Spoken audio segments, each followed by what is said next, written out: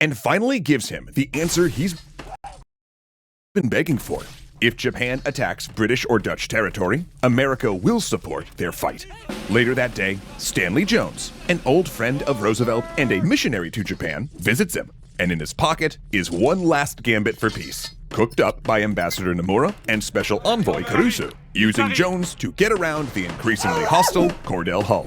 Caruso wants Roosevelt to go over the heads of the militarists and cable the Emperor directly, offering to negotiate an end to the war in China. Hull dislikes this idea. The FBI has reported smoke at the Japanese embassy. They're already burning documents. More could start any minute. Though, after considering, Roosevelt decides he will send the cable. One last chance at peace. And if he had sent it that day, it might have arrived in time to make a difference. Instead, he'll send it the evening of December 6th. Thursday, December 4th, Tokyo.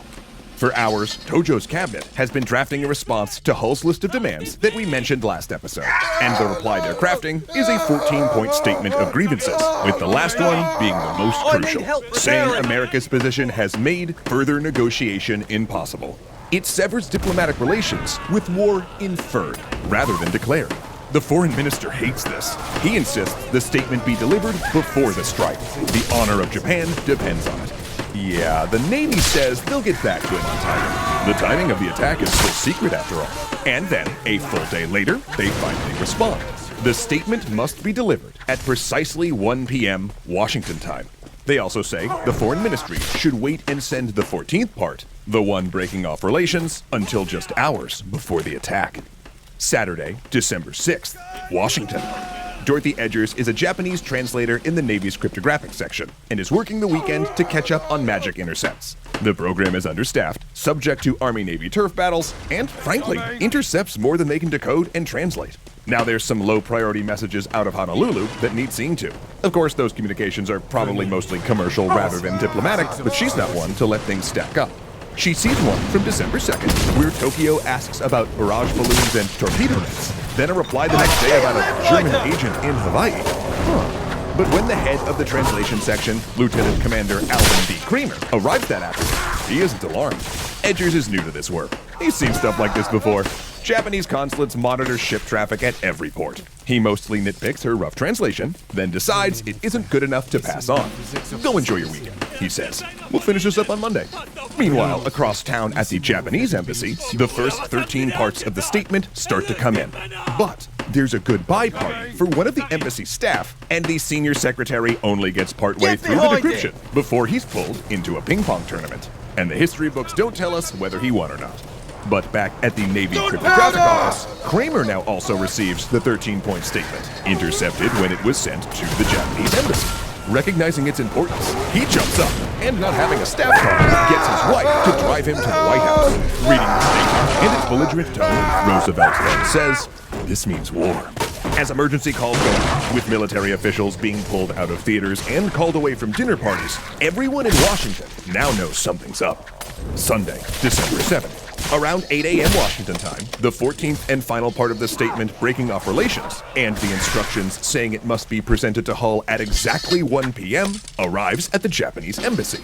And as before, it too is intercepted, and Kramer gets a decrypted copy. And when he sees there's a delivery time specified in the instructions, his bad feeling gets much worse. Meanwhile, at the Japanese embassy, Nomura is freaking out. The decryption staff has all gone home to nurse hangovers, and it's 10 a.m. before he can get anyone back to decrypt the instructions. And that's when he finds out about the 1 p.m. delivery time. That is not enough time to work this document. He has to carefully translate this formal declaration to English before presenting it to Hull. Perfect. Panicking, he calls Hull's office.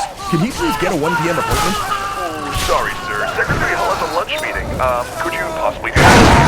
No. He insists it must be no later than 1 p.m. And with that, gets the appointment. Nomura hovers over his senior secretary as the man, who can't type, mind you, it's more of a hunt and peck kind of action, translates the first 13 parts of the statement from Japanese to English. He finishes, but there are so many errors, it's nearly illegible. They start retyping the entire thing. Meanwhile, American leaders are frantic over the possible significance of the 1 p.m. delivery of that last ominous message.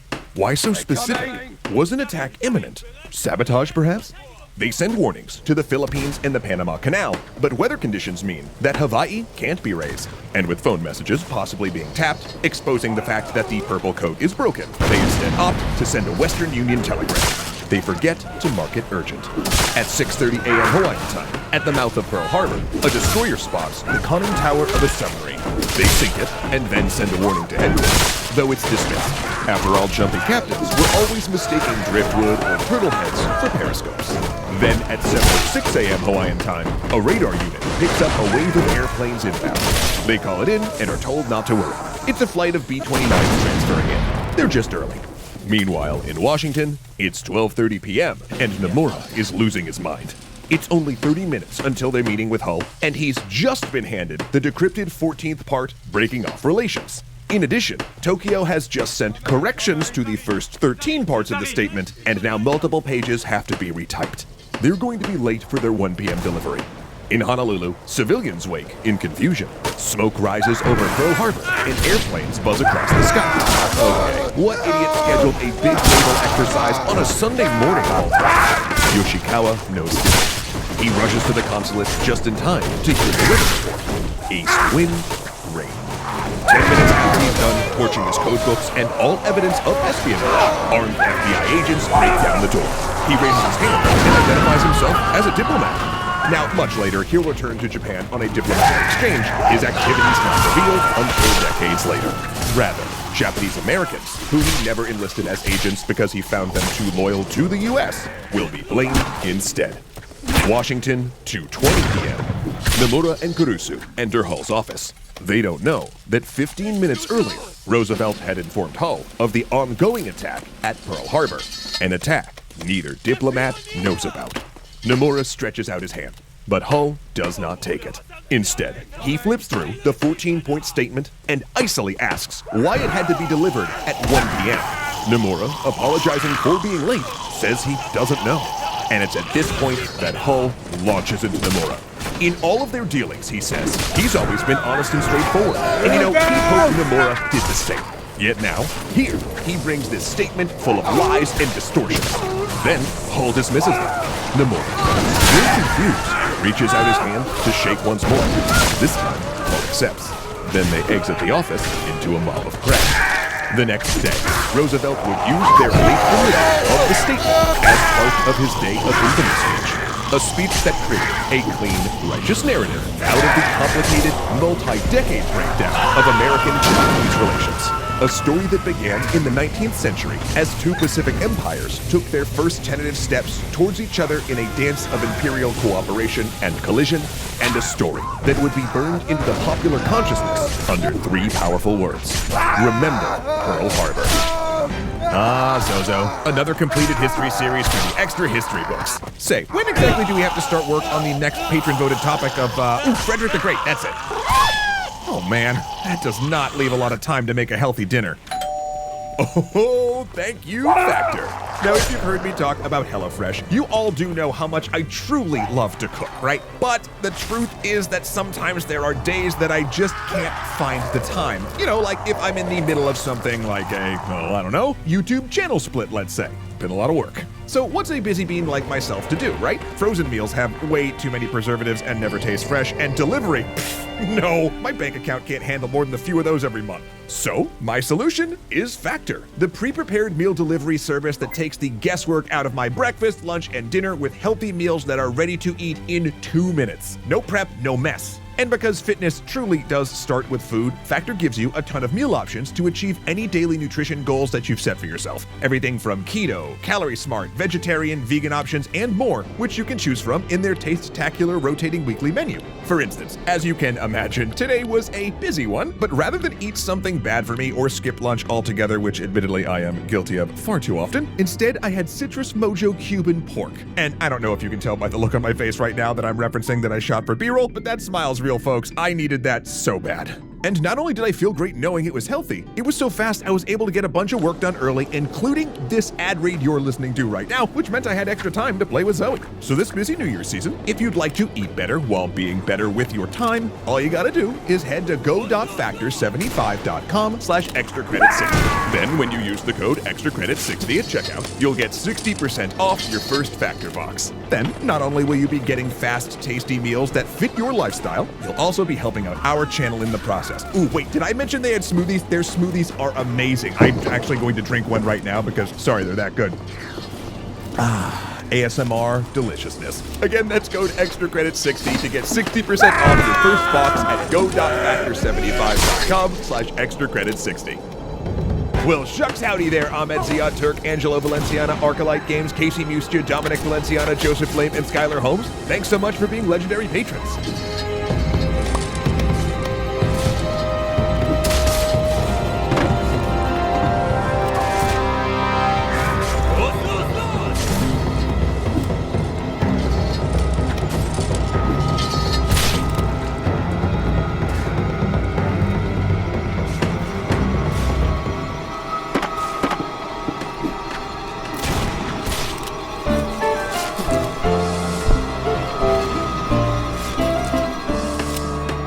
Hey there, Extra fans. Welcome to Live, the part of the show where we tell you the things we left out, the stuff that's wrong, and why just being the spy behind one of the most infamous attacks in history kinda sucks. I'm Rob, I'm the head writer. Fortress of Kutchtri, Brandenburg, November 6th, 1730. Frederick, Crown Prince of Brandenburg, Prussia, looks through the bars of his cell windows as soldiers lead his companion, Hans Hermann von Katte, to the Mound of Sand. Katte is more than his friend.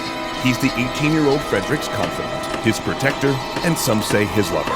And he had tried to save Frederick from his father, the King of Prussia. And Katte will pay. "Please forgive me, dear Katte," Frederick yells in French, the language they both prefer. "In God's name, forgive me." "There's nothing to forgive," Katte answers in the same language. "I die for you, joy in my heart." The headsman steps up, revealing his axe. Frederick doesn't want to watch, but two soldiers, acting on his father's orders, grab hold of him and press his face to the bars. He screams, he fights, the axe raises over Katte's bare neck, and mercifully, the boy who would become Russia's greatest king faints before he sees it fall.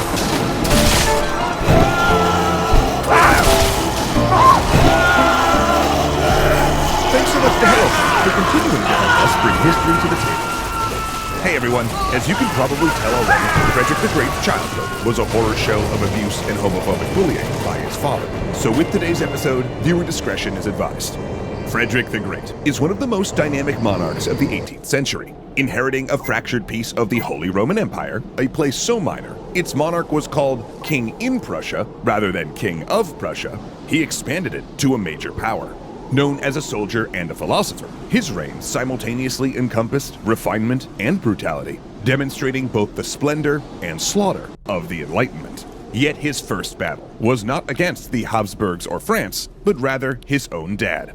Frederick's father, Frederick William, was known as the Soldier King. Living in a sparse militaristic fashion, he despised anything he considered ostentatious or effeminate. In fact, his first act upon becoming the king in Prussia and the elector of Brandenburg was to sell his own father's jewels, horses, and fine furnishings. While many German princes used the treasury as their personal party fund, Frederick William instead pursued a conservative economic policy, curtailing state spending and battling corruption, which was a wise thing overall, but many of the unnecessary expenses he eliminated included patronage of the arts, literature, and science. Like, he didn't just defund the Prussian Academy of Sciences, he closed it. But Frederick William did have one pet project, the army. So everything he saved, he poured into defense spending. He also created a new type of military draft, the canton system, that allowed Prussia to be able to recruit and train troops more efficiently and create civilian reservists that could be called upon. In that way, he doubled the size of the Prussian military to 76,000 men, making it the fourth largest army in Europe, roughly the same as that of France, which had 10 times Prussia's population. Oh, did this guy love the army. He dressed as a military officer, held meetings in rooms where he could watch troops drilling out his window, and in an additional extreme, drafted the tallest men in the Holy Roman Empire into a special unit of giants. In fact, his council was so full of soldiers swilling beer and smoking foot-long pipes that it was nicknamed the Tobacco Cabinet, mostly because their meeting room smelled like an airport smoking lounge. He also was prone to violent rages, which got worse as the years went on, and had several medical conditions that kept him in constant pain. In other words, Frederick William projected an air of masculinity, Calvinist piety, and frugal financial habits. And naturally, he wanted his eldest surviving son, Frederick, nicknamed Fritz, to grow up to be just like him, a hyper-virile religious soldier king, to use the great instrument of Prussian military power that he'd created. Now, the first 6 years of Fritz's life, he lived with his mother, and under her care, Fritz developed what his father considered worrying habits. Fritz loved music and books. He grew incredibly close to his older sister Wilhelmina, enjoyed poetry, philosophy, opera, and learned to play the flute. Worse than that, it was the transverse recently invented in France. Oh, Frederick William hated France, and was known to fly into a rage if the country was even mentioned. The French, he said, were decadent and effeminate. So imagine his consternation when Fritz, who was tutored in French and German simultaneously, took to French as his first language and struggled with his native German. Okay, alright, not a big deal.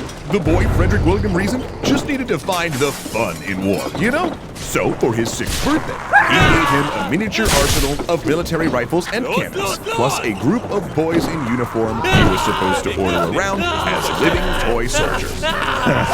Pretty cool, eh, Fritz? Fritz? No?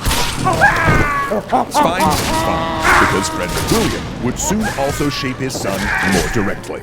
For as was tradition, the next year when he turned 7, the responsibility for raising and educating Fritz transferred from his mother to his father. As you can imagine, all studies of music, philosophy, and poetry were promptly shut down. The prince would instead now have a grueling, regimented schedule of Latin, religious studies, ancient classics, modern political history, and military subjects, conducted largely by military officers. But even there, Fritz found allies. His Latin tutor was sympathetic to his clearly bright charge, and not only procured him a flute, but helped him amass a secret library of 3,000 books covering poetry, Enlightenment philosophy, and art. Fritz also visited a nearby court in Saxony, which gave him a glimpse of a freer life than he'd had. Yet as Frederick grew into a teenager, Frederick William became increasingly furious over his heir, who he considered effeminate, incompetent, and irreligious, as it was increasingly clear that Fritz was an agnostic. So he responded with a campaign of abuse. Frederick William berated his son, screaming at him in front of soldiers. He burned books and artwork he found, and assaulted him in public. He would strike young Frederick for sleeping in and being late for drill, or for being unsure on horseback. Once, he beat him with a cane for wearing a pair of gloves when it was cold. "If I had disgraced my father so," he once told Fritz, "I would have killed myself." Then, when Fritz was 16 and formed an intimate relationship with one of his father's pages, Frederick William had the young man sent to a border posting and beat his son again, calling him a sodomite. Now, a quick aside here. The language surrounding Frederick's sexuality can be a hot-button topic among historians. Not whether he was gay. He clearly was attracted to men, preferred male partners, and commissioned art with homoerotic themes. The debate is more about terminology, whether labels like gay are imposing a modern idea of sexuality on a very different time and culture. But let's be honest, in history, it's already common to use a ton of terms like feudalism or democracy to describe things that existed but didn't yet have labels, and queer people existed then as they always have. So with all that in mind, Frederick was gay. And his sexuality definitely made it dangerous for him to live under Frederick William. At this point, he had only one hope to escape his father: a double marriage. See, his mother had been planning to marry his sister Wilhelmina and him to the children of her brother George II of England. Fritz was all about this. He could go to England, which was far freer than Prussia. And look, if he had to get married to get away from his father, that was a small price. But when that deal fell apart due to intrigue and shifts in alliances, he plunged into despair. That was when Calvin, his friend, tutor, and wife agreed to help him escape. They would split while touring the Holy Roman Empire and flee together to England, though they were caught almost immediately and thrown into prison. Given both were military officers, Frederick William charged them with treason and seriously considered having Fritz executed. But that put him on rocky legal ground with the rest of the empire. So in the end, his punishment was to watch Kater die. Afterward, Frederick made a deal with his father. In return for a pardon and getting to stay crown prince, he submitted to an even more grueling and austere routine of tutors. He also swore to be a good Protestant and agreed to marry. So, he entered an engagement with Elizabeth Christine, a Protestant cousin of the Habsburg line. Though Frederick was despondent over this choice, and swearing that even friendship between them was impossible, he threatened suicide, however still had no choice in the marriage. But he knew the only way out was through. Frederick wept upon meeting, and on their wedding night, loitered in their bedroom for an hour before abruptly leaving to stroll the grounds until dawn. But no matter, he was safe. He was free, and he only had to wait until the Soldier King died, and when he took power, he would never be beaten again. For in a surprise to all, Frederick William's tutelage had taken root, and his son would be a warrior king like Prussia had never seen. And while we wait to find out what happens to Frederick next time, I say we go make a meal fit for a king. Perfect scripted timing as per usual, HelloFresh. I am starving.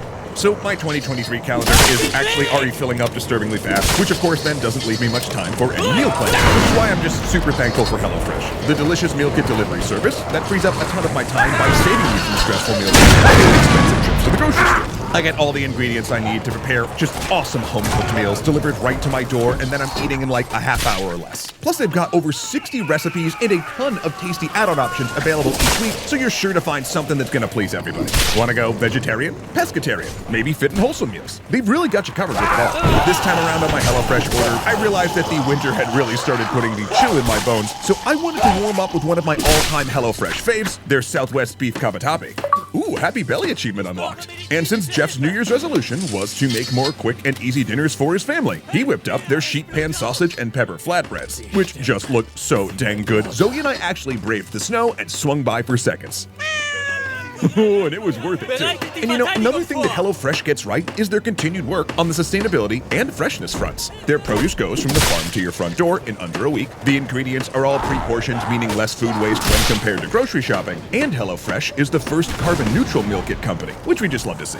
So if you'd like to save money on dinner and help offset all of that holiday spending you just did, now is actually the perfect time to give HelloFresh a try for yourself with this delectable deal. All you gotta do is go to HelloFresh.com and use the code ExtraCredits21, and you're going to get 21 free meals plus free shipping. Oh, no, you did not mishear me over your growling stomach, friendo. You can actually save a ton of money on delicious meals that are fun to cook while also supporting the content you love, the environment, and that grumbly tummy you just thought was talking to you. Again, that's 21 free meals plus free shipping at HelloFresh.com using the code ExtraCredits21. Your time and taste buds will thank you, and as always, so will we. Thanks so much for the support, everyone.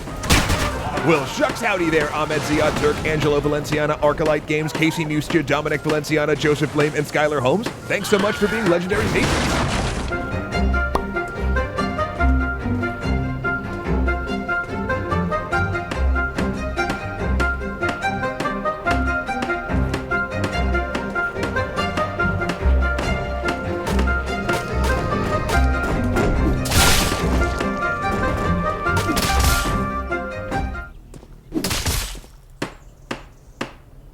The Rhine, April 1734. It's the War of Polish Succession, and Frederick, Crown Prince of Prussia, is trying to be the man his father wants him to be. Though court-martialed after his attempted escape to England, he's been restored to military rank in order to gain battlefield experience. But this is not how you run an army. Frederick is embedded with the forces of the Holy Roman Empire, confronting the French under the famed general, Prince Eugene of Savoy. Yet Eugene is a fated hero.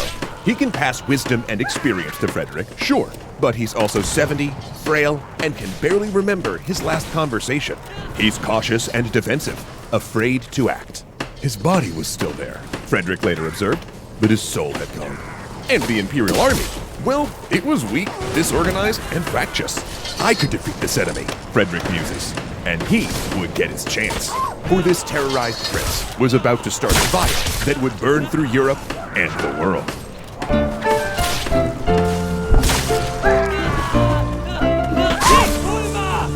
Say, would you happen to want to watch the next episode of this series immediately after watching this one instead of having to wait a full week? Well, now with the new Nebula First, you totally can. Learn how to get access through the Curiosity Stream Nebula Bundle after the episode.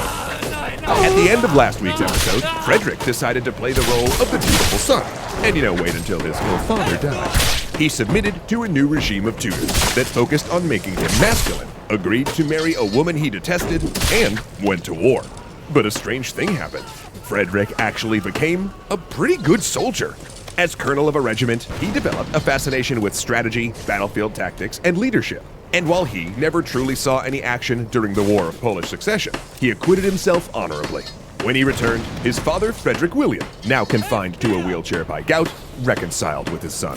Proud of Frederick's progress, he gave him a lakeside castle where he could indulge in artistic pursuits in private. Frederick and his wife, Elizabeth Christine, moved in, though in truth he largely kept clear. There, he read books, staged plays with friends, played the flute, set up a regular discussion group on military strategy, and recruited architects to expand his new home. It was the happiest time of his life, though he was clandestinely doing something else as well, preparing to become king. See, some of those architects started quietly taking trips on his dime, studying opera houses in Italy and France. He also immersed himself in philosophical writing, producing his first book, The Anti-Machiavel, an idealistic refutation of Machiavelli's The Prince. In the book, Frederick argues in favor of an enlightened absolutist monarch who would provide a moral example to his people and keep them healthy and happy. He then sent the manuscript to the French philosopher Voltaire, who edited it and prepared it for anonymous publication. Though his identity did leak immediately, it would eventually become a bestseller, with readers hoping to gain a window into Frederick's mind. And perhaps the greatest insights could be found in a section on the type of wars he considered just. It contains some of the things you'd expect, such as defensive wars or wars of last resort, but also what Frederick called wars of interest. In such a war, a king realizes an enemy is going to declare war on him in the future and preemptively attacks them in order to gain the greatest military advantage. Was Frederick already considering the moves he'd make during his reign? Well, it's possible. Though by this time, he had become adept at keeping people at a distance, hiding behind a series of masks and personas that sometimes contradicted one another. And more often than not, he adopted the part of a misanthropic loner. Some historians see this as a survival tactic, a response to trauma, and an attempt to hide his sexuality. But it did mean that even for close friends and ministers, it was really difficult to get inside Frederick's head. So it's hard to say exactly how Frederick felt in May of 1740, when he got word that his father was dying. Rushing to the palace in Berlin, they had time for one last talk.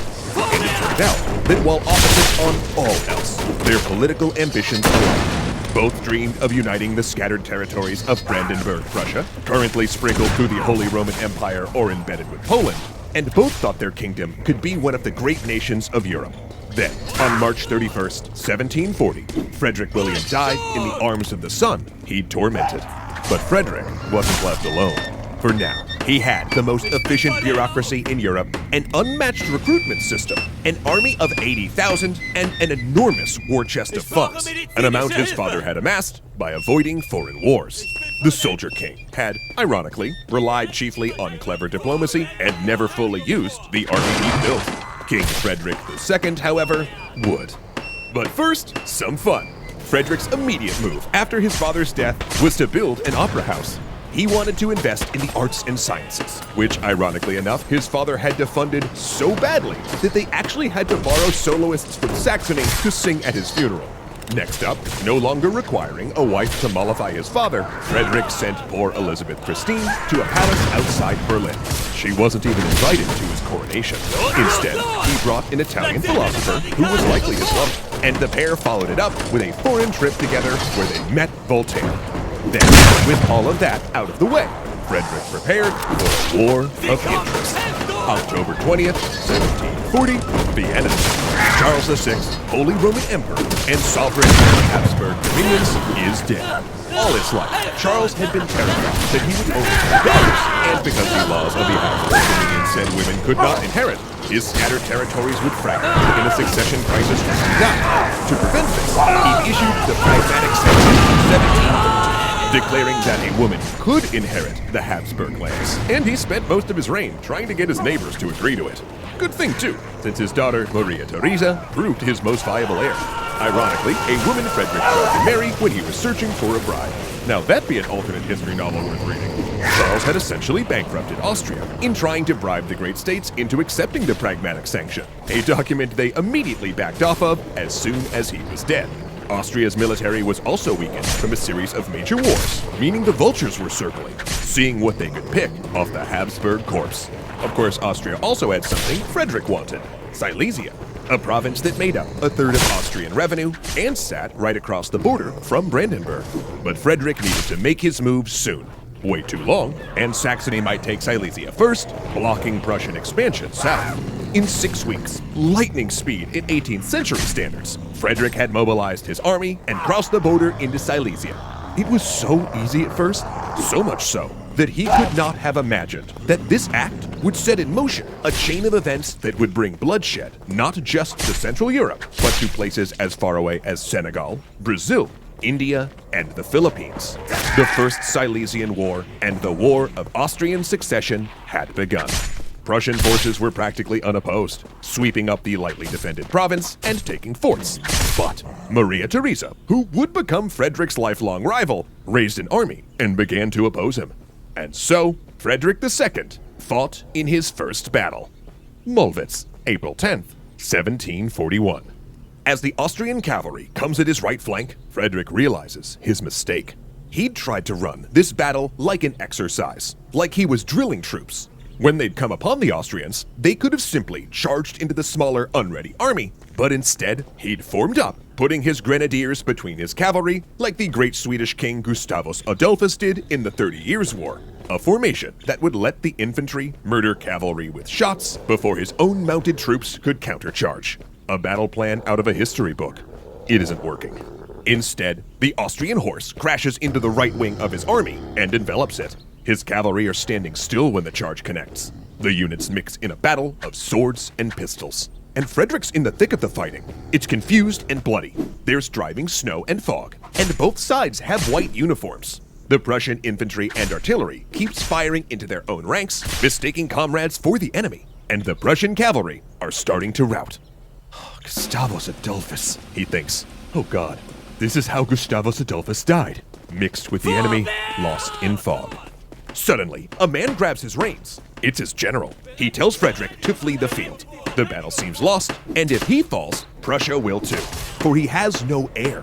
So Frederick turns his great charger and bolts toward the nearest town. And he doesn't see that behind him, while his cavalry has broken, the well-drilled Prussian infantry starts to move across the field like solid walls, firing in steady volleys, driving off the Austrian cavalry attack. It is Frederick's first battle, and he's running away. But his infantry, the great gift of his father, will stand and fight. Oh man, Zoe, what a cliffhanger! You know, I don't think I'm gonna be able to wait a whole week to find out what happens to Fritz and his army. Nah, too expensive. I'm still paying off that trip to West Point for Eggnog. What? You know what is super affordable? Getting to see every Extra History episode a whole week early over on Nebula. That is right, friendos. Our little creator-owned and operated independent streaming service that I am so damn proud to be a part of, by the way, just got actually better because now we and a bunch of our creator friends are ramping up a new feature called Nebula First. And how it works is, thanks to the support that we get from Nebula, we can now produce all of our episodes of Extra History faster than we ever could, and then release them a full week early over on Nebula. So along with catching all of our Frederick the Great episodes early, right, you could also be seeing videos from just a ton of other cool folks like Movies with Mikey, Foreign Man in a Foreign Land, and Jetlag, all way earlier than you would be able to on YouTube with Nebula First. And that's on top of being able to watch all videos, including ours, without ads, like, you know, this one, and the ever-growing list of just awesome Nebula originals over there. Case in point, I just watched Lindsay Ellis's new video essay called We Don't Talk About E.T., which not only is a very true title, by the way, but it is a fun and insightful look at the cultural impact of everyone's favorite Reese's Pieces fiend 40 years later. 40 years?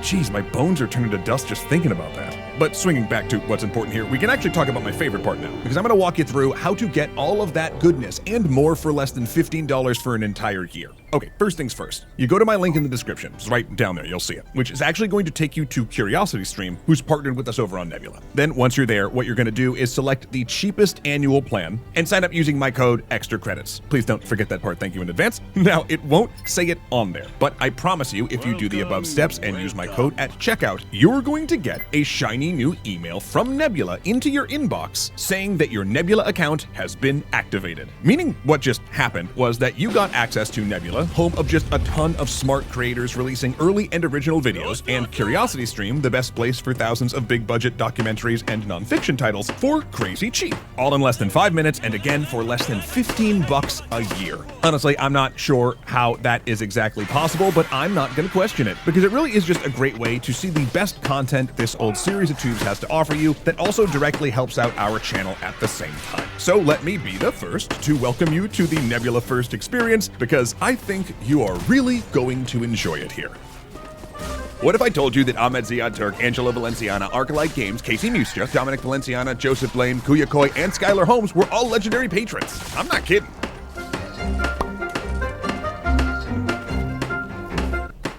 April 11th, 1741. It's the morning after the Battle of Malvitz. Frederick has had his first victory, and he's not happy about it. See, his general had told him to flee, that his army was about to be destroyed, so he had done so. Yet then that same general had turned the battle around and delivered victory. Meanwhile, Frederick had wandered in the dark, nearly being captured and hiding in a house until morning. He was embarrassed, but he had learned a great deal. Malvitz would be his school. Never again would he abdicate command to another or cut his losses when victory seemed possible. His cavalry had performed poorly, he needed to do something about that, but he also saw how his advancing infantry had terrified the enemy. Something to note there. And though improvements did need to be made, he had his victory. He had Silesia, and he would fight to keep it for 22 years.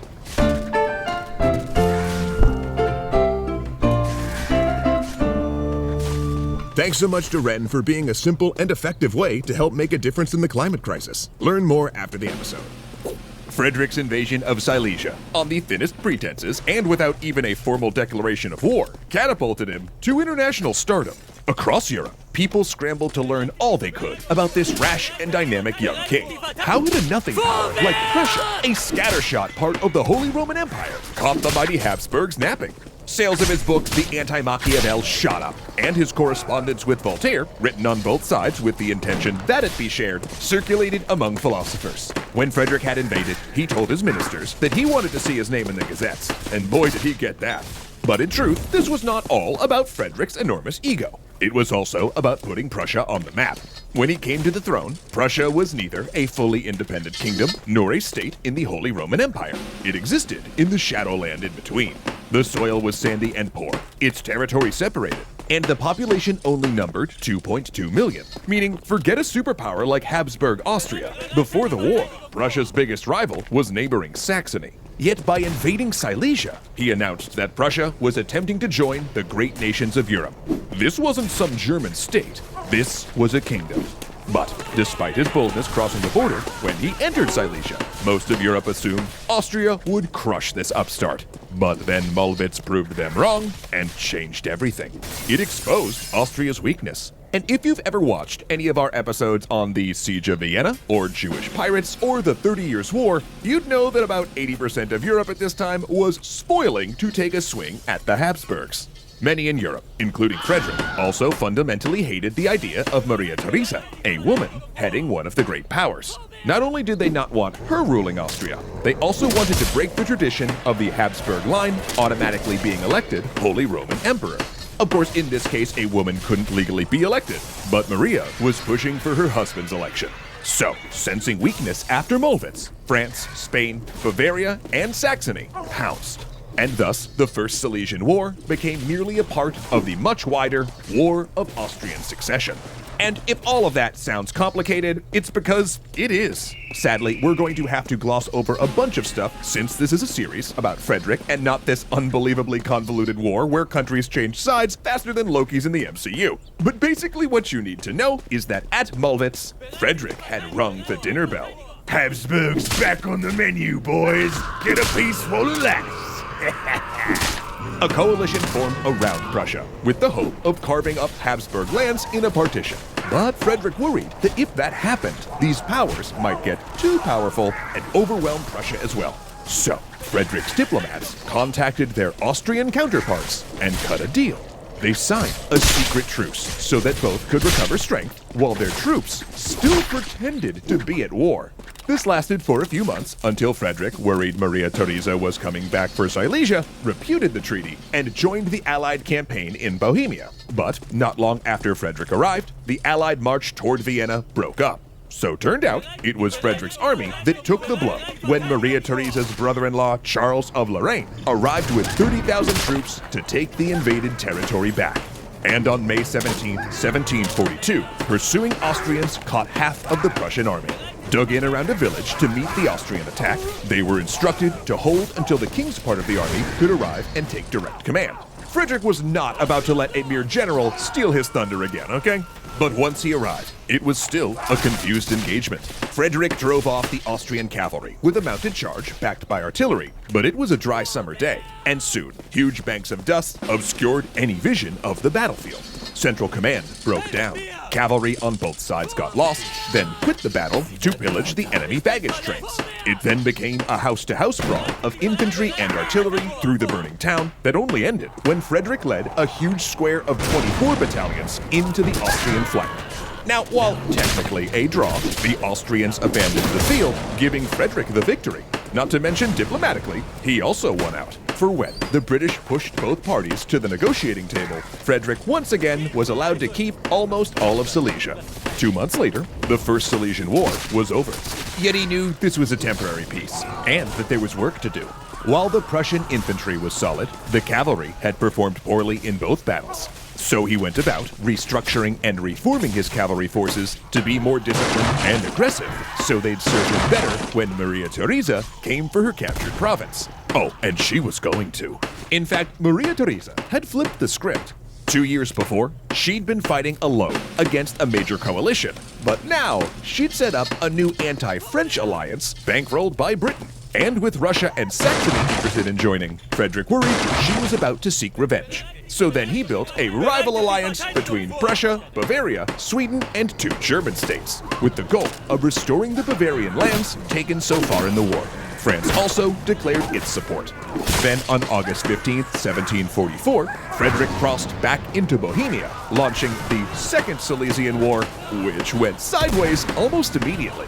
The campaign depended on the French tying up Charles of Lorraine and his Austrians in the west, so he couldn't return to Bohemia. But that went out the window when King Louis XV fell ill leading the French army and Charles disengaged. Then Saxony switched sides away from France and allied with Austria, meaning Prussia now had an enemy on its border.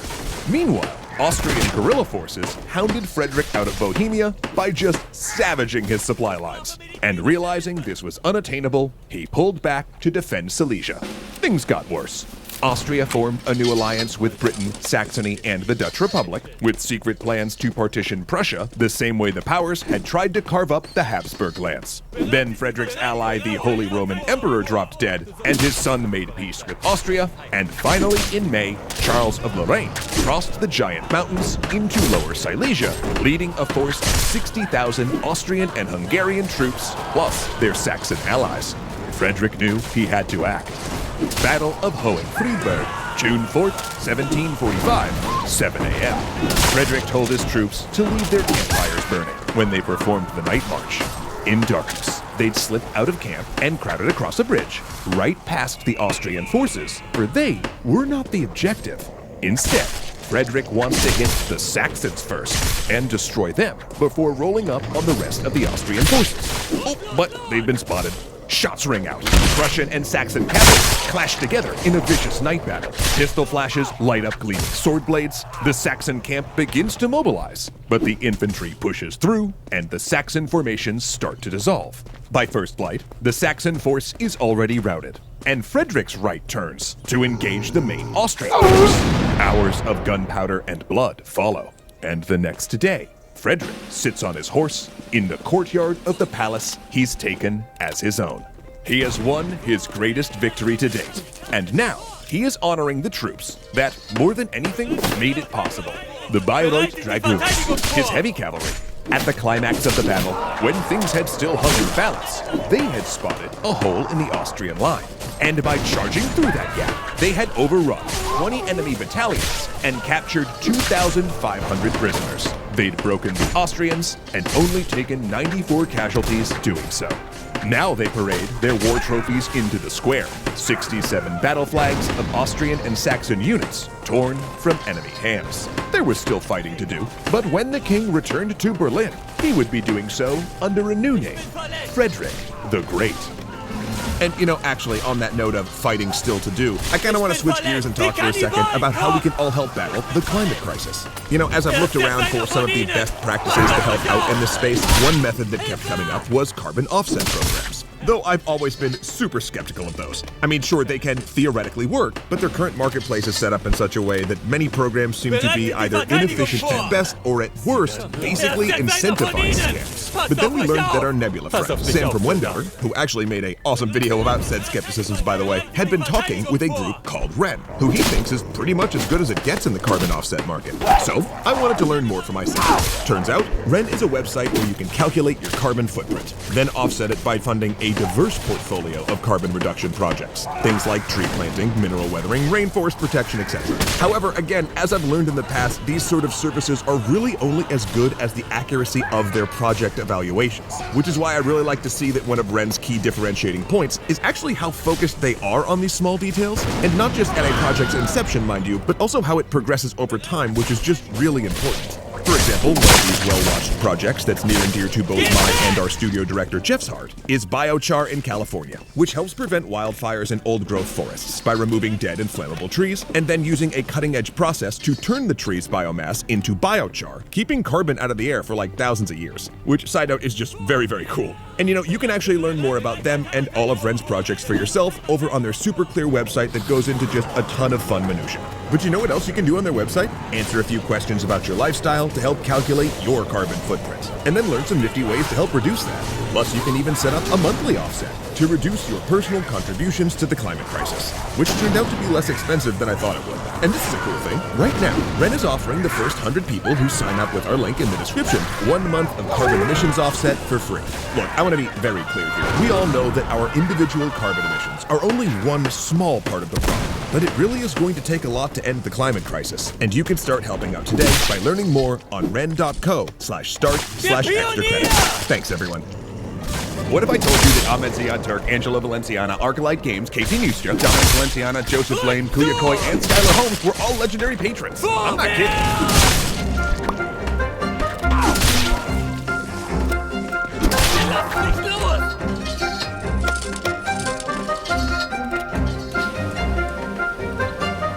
Such Deckung hinter der Barrikade!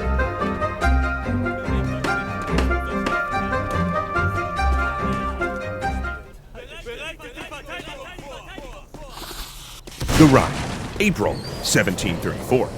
It's the War of Polish Succession, and Frederick, Crown Prince of Prussia, is trying to be the man his father wants him to be. Though court-martialed after his attempted escape to England, he's been restored to military rank in order to gain battlefield experience. But this is not how you run an army. Frederick is embedded with the forces of the Holy Roman Empire. Berlin, December 28, 1746. The newspapers, the banners, and the choirs of children all have a new name for their monarch, Frederick the Great. And the reasons are obvious to everyone who greets him as he returns victorious from the Second Silesian War. Not only had the Prussian army won every battle, Frederick had personally led his forces. At the Battle of Soor, Charles of Lorraine had ambushed Frederick's camp, the Austrians outnumbering his army nearly 2-1, but Frederick fought his way free. Then, when Prussia was under its greatest threat, when Austria and Saxony planned a two-pronged invasion to take Berlin, Frederick and his general had defeated both forces, taking Saxony's great city of Dresden and negotiating an end to the war. That's why the newspapers call him the Great. That, and the fact that he'd probably written ahead to inform them all of his new title. But if you've been watching this show for any extended period of time, you're probably going to be familiar with the next precedent. A great monarch cannot know peace for long. Such Deckung hinter der Barrikade! Do you want to see the next episode of this series immediately after watching this one instead of having to wait a full week? Well, now with the new Nebula First, you totally can. Learn how after the episode. Victory in the First and Second Silesian Wars secured Prussia's reputation as a rising power, and Frederick as a man to be reckoned with. It also bought him a decade of peace and splendor that could be attributed to not only his battlefield skill, but also two of his tenets when it came to warfare. The first was that Frederick believed over all else in the power of God's speed. He who got his army out and able to act first won, and the best way to lose a conflict was to draw it out. He knew the Prussian army couldn't remain effective indefinitely, so his wars needed a quick conclusion. And the second reason was that while Frederick was good at war, he didn't like it. Even his mentor, Eugene of Savoy, had commented on this when Frederick was a young officer, and he meant it as a compliment. Frederick wasn't bloodthirsty. Frankly, he'd rather be at the new summer home he'd built in Potsdam, which he'd given the French name of Sans-Souci, or without worries. There, in an environment of his own design, he was free to write poetry, play the flute, display his porcelain collection, dote over his beloved greyhounds, and gather about him an inner circle of philosophers and military officers, all of them male, as women were banned. Oh yeah, just a quick FYI here, Frederick was also a huge misogynist, which at least partway explains his antagonism towards both Maria Theresa and Empress Elizabeth of Russia. Also, if a guy in his inner circle ever got married, he often kicked them out.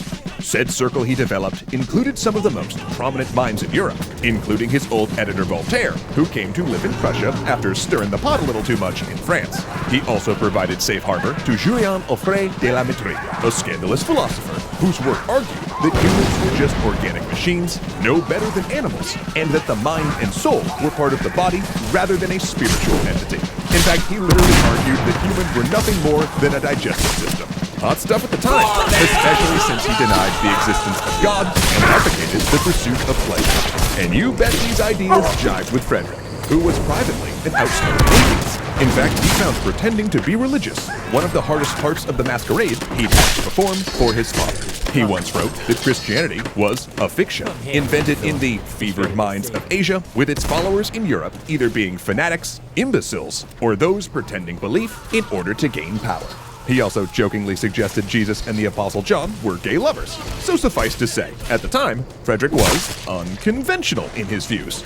But that also led to tolerant religious policies that saw all Protestant groups given equality, and Catholics allowed to practice, though not allowed in civil service. However, he was also extremely anti-Semitic. Jews could live in Prussia, but had to pay a tax for security. Which honestly is just like Frederick. Seriously, for everything you learn about him that you like, he'll tend to have an equally awful quality. And that's definitely a pattern that's going to come up again and again. So watch out for that. This decade also provided his first really prolific period of writing. Partly, these histories were meant to burnish his reputation and iron out less complimentary episodes in his career. He exaggerated enemy numbers at Mulditz, for instance, claiming that the Austrians had a much larger force than they did, and casting his flight from the battlefield as a reluctant but daring escape. In addition, he wrote his first book on military theory, primarily to distribute to his generals. He also drilled his troops, because Frederick wanted to be ready for the next war. He innovated, adopting a new system of formation marching that ensured troops could quickly reposition, change direction, and adopt new formations on the battlefield. He figured out ways to go over broken ground or ditches while maintaining order, and adopted snare drums as a way of conveying orders, since they were easier to hear amidst battle than a human voice. He also promoted his younger brothers.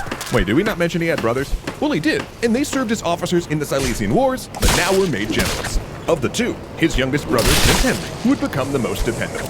Henry had many things in common with Frederick, like his head for tactics and a tendency towards affairs with fellow officers. But he was also notably more measured. And Frederick was the dependable general because by 1756, Europe was about to see its First World War. Now, it would be far too much to describe in this series how the 7 Years' War started, since the motivations are enormously complicated. Like the War of Austrian Succession, it was an umbrella conflict that encompassed a lot of little wars. But in Central Europe, it was all about Silesia again. See, when Frederick took Silesia, the Protestant state of Brandenburg, Prussia, essentially announced itself as a challenger to Catholic Austria, which had held sway over the Holy Roman Empire for centuries. Worse, it gave Prussia a border right on Bohemia, meaning Prussia could invade Austrian lands at will. Austria needed Silesia back, and Prussia crushed. So, Through a series of both public and secret diplomatic agreements, Maria Theresa had entered defensive alliances with both Russia and Saxony to support each other in case of Prussian aggression, then decimate Brandenburg Prussia and partition it amongst themselves. Frederick, for his part, on Saxony and Polish West Prussia, the conquest of which could link up his broken territories. But for all of his supposed genius, he badly bungled his diplomacy. What protected him from the Austro-Russian alliance was the support of France. But he also pursued and signed an alliance with its rival, Britain, promising not to attack the British royal family's German possessions of Hanover in exchange for Britain funding Frederick in case of war. But that agreement blew up the balance of diplomacy in Europe, so much so that it's now known as the Diplomatic Revolution of 1756. France became furious with Frederick for allying with its enemy Britain, leaving France isolated without any allies in Europe. And this wasn't the first time he'd screwed them over diplomatically either. There had been that secret truce with Austria during the First Silesian War, then making a separate peace with Austria and dropping out of the Second Silesian War. So, yeah, you could hardly blame France when they dropped Frederick as an ally and aligned with Austria.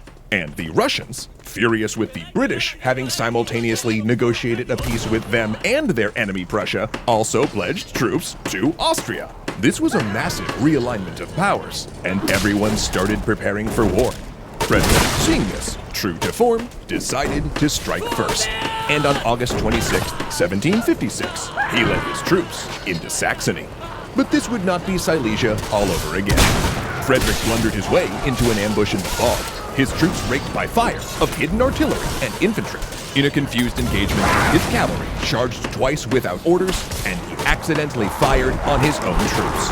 While able to later spin it as a victory, the Austrians left the battlefield since they only wanted to halt Frederick. It was in reality a narrow defeat. These are not the same Austrians, his officers muttered. Turns out, the enemy had been training too, though he managed to capture Saxony, as was his plan, and impress their military into his own, but he did have to wait until winter ended to attack Prague, hoping to capture it and then march on Vienna. But then the Austrians met him at Prague. He attacked their positions across what appeared to be grassy hills, but that were in reality fish ponds. They took the heights, but at a cost. In 5 hours, Frederick lost 14,000 men and 2 of his best generals, including the one that had saved him at Mulwitz. Depleted, he decided to take Prague by starving them out in a siege rather than by assault. But that was when the Austrian relief army of 54,000 came for him, and he was made to split his forces, leaving a detachment at the siege and facing the oncoming army with only 34,000 men. Soon, it would be Prussia against the world. And actually, that could be sooner than you think, because you can watch our 5th and final episode of our Frederick the Great series a whole week early and ad-free right now over on Nebula, our creator-owned and operated streaming service that I am super excited to tell you just got even better. As I'm sure you know by now, because frankly, I never shut up about it. Over on Nebula, you can see all of our shows like Extra Credits and the returning Extra Mythology at least 24 hours early and without ads like this one.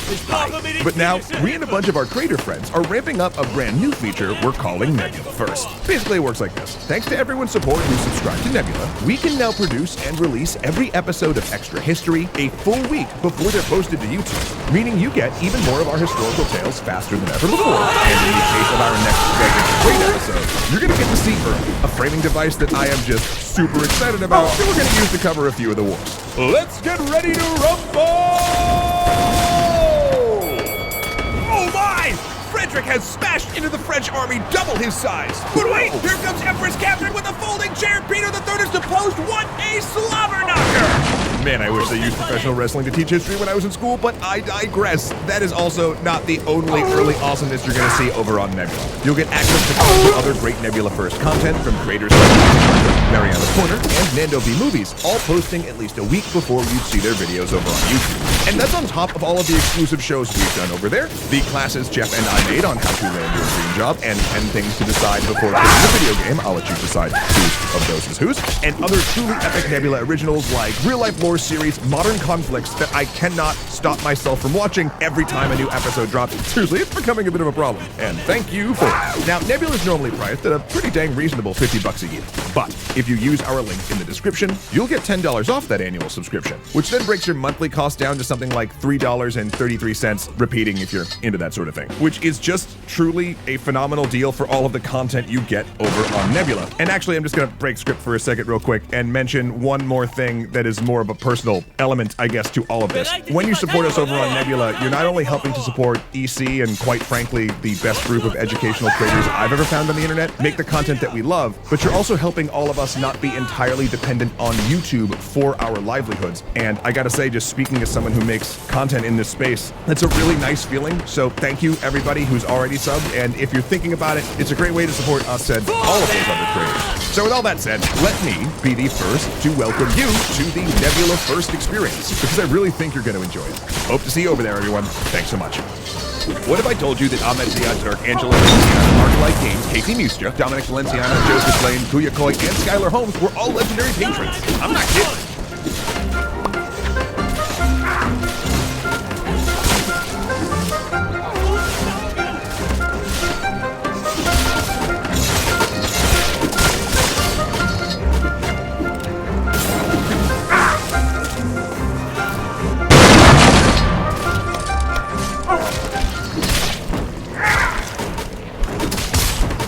The Battle of Chloe, June 18, 1757. Frederick's army is running. The year before, he'd invaded New Saxony, forcing its troops into his military and snatching the treasury to fund his war effort. Then he'd struck into the to besiege France, but the Austrians held him back, causing him to split his forces in order to meet the coming army.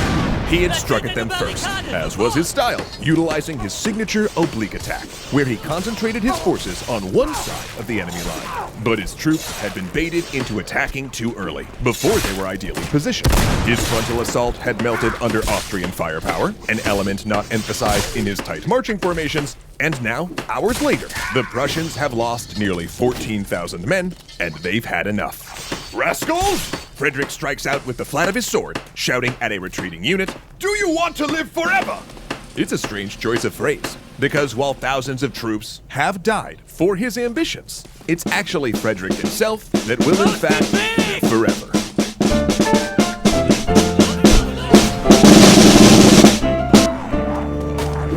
Thanks so much to Ground News for supporting today's historical tale.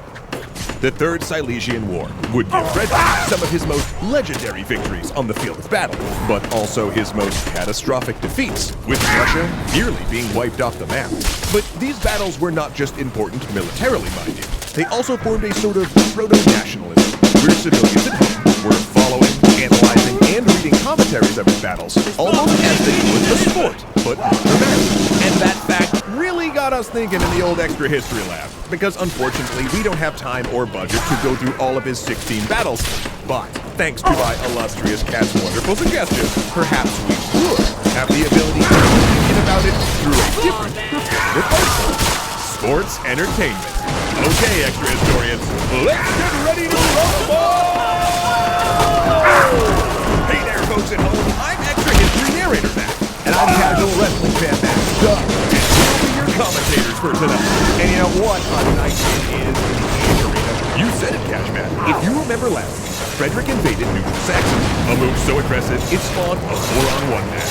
Prussia against Russia, France, Sweden, and the Habsburgs, leading much of the Holy Empire. You know, you can only hope that this territory grabbing and attacking neutral allies won't serve as some sort of precedent for future German leaders. But oh, dang, there's the bell. All right, opening move. The Russians have invaded East Prussia. Sweden has entered Pomerania. Oh, big hits. France and Austria are dancing into core Prussian territory too. Huh, looks like a partition of Prussia. Oh my! Frederick has smashed into the French army double his size. 10,000 French casualties to only 1,000 Prussian. Yikes, yeah, they knocked them right out of the ring. Looks like now they're hanging back outside the ropes. But wait, Frederick's dashed over to the Austrians in Silesia now. Again, a force twice his size. Is he jabbing at their left side? Oh, sucker punch from the right. Oh, that is a third of Austrian forces. Oh, 2 major victories in 1 month. That is impressive. But Russia's entered Brandenburg. Looks like Fritz is fighting them off, but... Oh, we were expecting this. Here come the Austrians. Oh, surprise attack! Frederick loses 30% of his army in a strategic blunder. And there is the bell. Time to pause for winter. Indeed, indeed. What do you think so far, Cashmat? Well, I'm going to tell you, I think it's still too close to call, but Frederick has one huge advantage, in my opinion. 3 important words: unity of command. His enemies have to negotiate strategy and coordinate movements between them, communicating with capitals as far away as Moscow, blah, blah, blah, blah, blah. But if Frederick gets an idea, he just gets to do it, because he is both king and battlefield general, and that is invaluable. Oh, but that's a disadvantage too. I mean, look at Hokier. A regular general wouldn't have made that mistake. But since he's king, he doesn't have to listen to his generals. Not to mention his experience at Malvitz. Means he keeps fighting when he should really cut his losses. Fair. But you know what? I tell you who he should listen to is his brother, Henry. That kid is a much more careful general overall, and dude's undefeated, right? Frederick's lost like what? Half his battles? Oh, wait, hate to cut you off, Cash, but it looks like Frederick's talking to the fight doctor about how to overdose on opium if things get worse. Can we get a mic down there? Okay, how you feeling, Fritz? Fortune has it in for me. Fate, she is a woman, and I am not in that way inclined. Let's go. Well, all right. Coming out strong in round 2, I guess. Whoop, speak of the devil, there's that bell. Man, they are really on him now. Oh, Berlin is open for the taking. Oh, but wait a minute. Russia and Austria seem to be arguing. They're withdrawing? Boom. Frederick scores a major hit against Austria. Man, though, these fighters, they look exhausted. I don't know how much longer they're going to be able to keep this up. I mean, Prussia's army is down to like 60,000 men, and like what, the Russians are in Berlin? Yeah, well, this might be the end for... Oh my god. Empress Elizabeth of Russia has just collapsed. And who's that picking up the crown? Wow, that is her nephew, Peter III, a huge Frederick fanboy. I even hear he dresses up as Frederick sometimes. That's weird. Yep, Peter III's a weird dude, man. Well, he switched sides, withdrawing Russian troops from Berlin and giving back East Prussia. That is a miracle. Frederick's made peace with Sweden as well, and now can focus on Austria. Oh man, what a reversal. I mean, now a Prussian-Russian alliance will do... But wait, here comes Empress Catherine with a folding chair. Peter III is deposed. What a slobber knocker! And now she's throwing up the deuces. Russia is out of the war. Wow, what a great move from Catherine. Oh, wow, true that, my friend. I think we're going to be hearing more from her in the future. Now it looks like the ref is bringing out the negotiating table. Oh, yep, there it is. That is the end. There is the bell. And 7 years of war in Europe has ended. Indeed. Tens of thousands dead to affirm that. Check here. Oh, yeah, all the borders go back to where they were before the war. Well, that was pointless. Night, folks. Man, I wish I was taught history via wrestling in school. Where were we? Oh, yeah. Prussia survived with its conquests intact, but barely. Plus, Frederick was in no less danger. He'd had 6 horses shot out from under him during the war, and the years of campaigning had aged him. Shaken by how close he'd come to ruin, Frederick would avoid war for the rest of his reign. And, you know, I kind of hate that we're saying it like that, the rest of his reign, because Frederick actually did so much domestically, but it is hard to balance that story amid his battles. Frederick's rule was one of centralization. As an enlightened absolutist, he believed a strong monarch was necessary to push forward Enlightenment ideals in government policy, with a king as servant and first citizen of the country. He reformed Prussia's legal code to mostly eliminate torture, and removed most capital offenses, so only a handful of executions occurred each year. He opened government positions up to those of lower social ranks, and started an organized grain storage program in order to keep food prices stable and provide bread during famines. Also, as a patron of the arts, he funded philosophers, artists, and musicians, personally composing 121 sonatas and 4 concertos with the flute. And when Johann Sebastian Bach visited the court, the two actually had a jam session. And all the while, he was still prolifically writing histories, poems, and books on battlefield tactics. He also reformed Prussian agriculture by reclaiming Prussian forests and draining swamplands. And while potatoes were already present in Germany as animal feed, he actually recast them as food fit for human consumption, convincing Prussians that they were valuable by sending royal guards to stand around potato fields. Then, in 1772, in one of his most notorious and consequential actions, he managed to avoid a renewed war with the Habsburgs by proposing that Prussia, Austria, and Russia carve up Poland between them. each taking a large piece. Now, there was, of course, no justification for this action, which was against the will of the vast majority of my own ancestors, but in doing so, he did gain the Poland-held province of West Prussia, finally making him the King of Prussia rather than King in Prussia, and uniting his expanded territory. Frederick had no children, for obvious reasons, having spent most of his later life with his personal valet, who had a bedroom next to his. And when he died in 1786, at the age of 74, his kingdom went to his nephew, and his body went into a vault next to his abusive father, even though he specifically requested to be buried at Sanssouci, next to his greyhounds. In death, Frederick left an odd legacy, since his contradictory personality meant people could read whatever they wanted into him. German nationalists revered him as a national hero, ignoring that he cared nothing about a wider Germany and despised German language and culture. During the Weimar Republic, Berlin's rising gay culture adopted him as a symbol, and he was also a favorite of Hitler, who justified his expansionism with Frederick's historical example.